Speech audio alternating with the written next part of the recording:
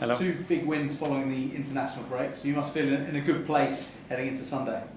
Yeah, two very important wins.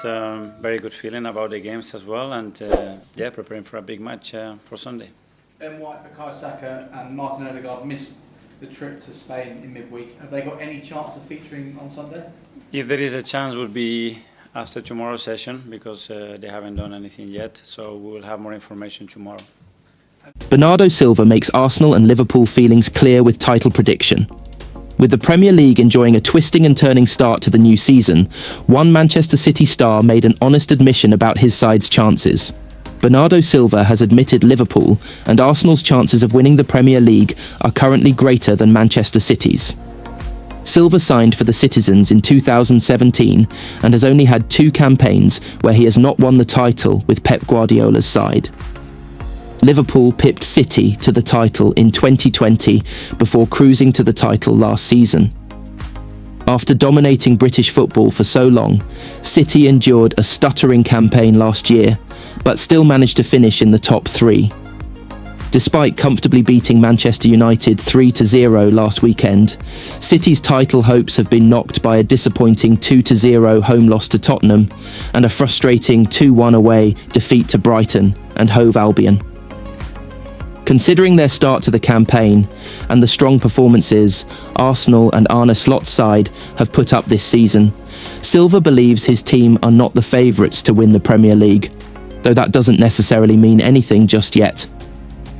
The Portuguese international said to the official Manchester City website, "I would say that Liverpool and Arsenal are the favourites, but it's the beginning, and last season everyone said Manchester City were the favourites.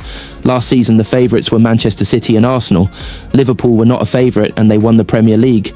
In the beginning you can't do a lot of maths. Of course we can speak for our team and say that our level is still not where we want it to be, but we know that if we reach that level, not a lot of teams can stop us. Until February, you cannot win the Premier League, but you can lose it. What we want is to come back to our level and get our level back to where we want it to be." City bolstered their side this summer with the signings of Tijani Reinders, Ryan Ait-Nouri, Ryan Cherki, James Trafford and Gianluigi Donnarumma, who cost a total of around £170 million.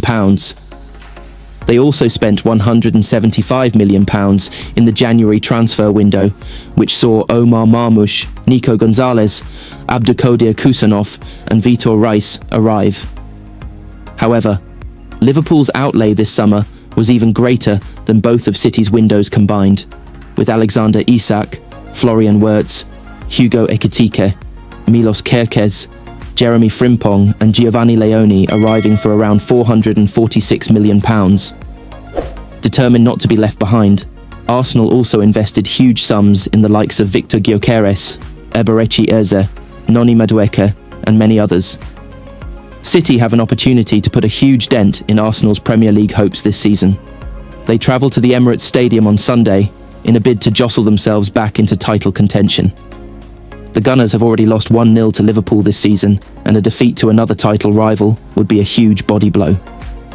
Mikel Arteta's side are currently second, but defeat to City and other results going against them could see the Gunners drop out of the top 4. Mikel Arteta hails his trump card in keeping Erling Haaland quiet. He enjoys it. Gabriel Magalhaes has had the better of Erling Haaland in recent meetings between Arsenal and Manchester City, and boss Mikel Arteta has hailed his contributions go there and win. This was the simplicity with which Mikel Arteta described the task at hand that his Arsenal side faces on Sunday when Manchester City arrive in North London.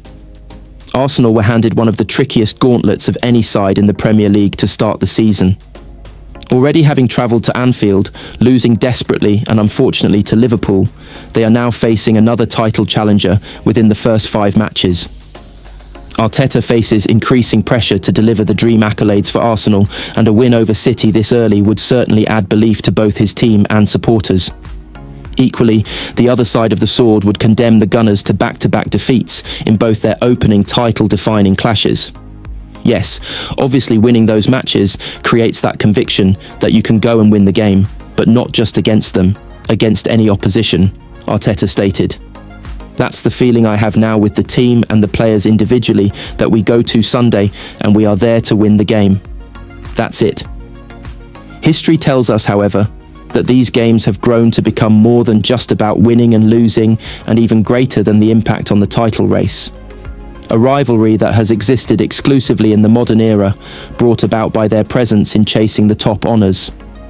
The narratives have grown, with Erling Haaland's arrival in Manchester a catalyst. Yet in the last 4 meetings, the Gunners have restricted the clinical Norwegian to very little, and in so doing, Manchester City, in general, have looked lacking in prospects. Gabriel Magalhaes has been a central figure to Arsenal's success in conceding just 4 against City in their last 4 league meetings, while they themselves have scored 8, winning twice at home, drawing the other 2 at the Etihad Stadium. Well, it's his qualities, Arteta said, on the Brazilian stalwart's capacity to stop Haaland. One of them is that he can get up to anybody in the world. He's someone that really enjoys the defensive part, the contact, the physicality.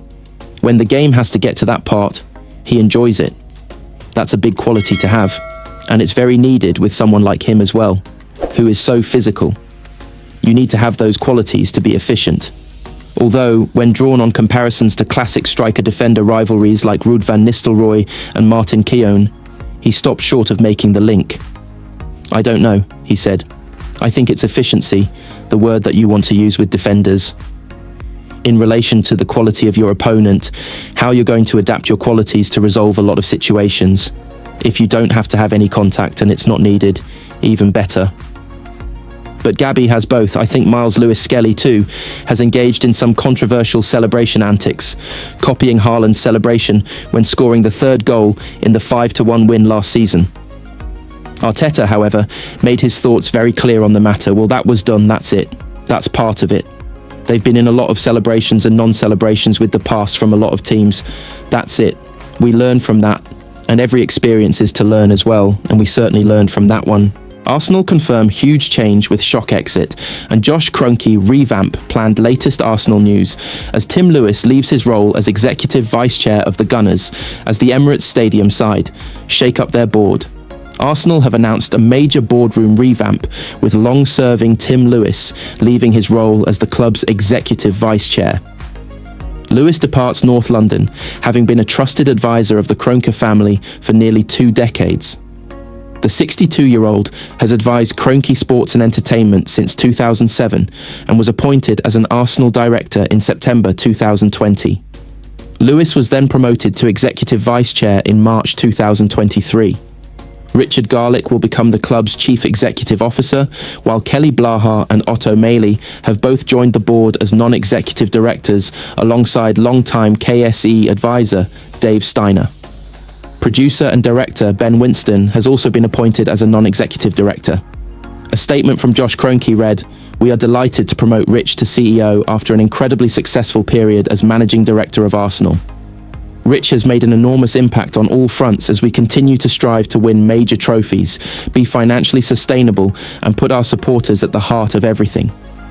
At this moment, we would like to thank Tim for his continued dedication and commitment to Arsenal in a period of transformational change for the club. He has played a pivotal role and ensured we are in a great position to continue to deliver our strategy in our ambition to win major trophies. In keeping with our desire to always move forward, we will strengthen our board with some exciting additions who will bring vast experience to the club across a wide range of professions. The group know and love Arsenal and will bring a different skill set and expertise while injecting fresh thinking and energy to support us all to achieve our ambitions." Lewis has advised Stan Kroenke since 2007, a period which included his initial investment into the club. Kroenke purchased a 9.9% stake from ITV plc in 2007. Lewis had reportedly built a strong relationship with current boss Mikel Arteta and was crucial in the Spanish coach signing a new contract in 2022. He has also become increasingly prominent among Premier League chiefs. Lewis has reportedly been vocal in his opposition to takeovers linked to nation-states, while he is a huge supporter of the financial fair play rules currently employed by the top flight. Arsenal have enjoyed a positive start to the new season, despite the overhaul behind the scenes. They sit second in the Premier League after winning 3 out of their opening 4 games of the campaign. That positive start comes after a summer in which Arsenal invested heavily on transfers. The North London side spent around £250 million on new players throughout the transfer window, an amount that includes the £60 million addition of Ebereki Eze. Lewis apparently played a key role in that deal.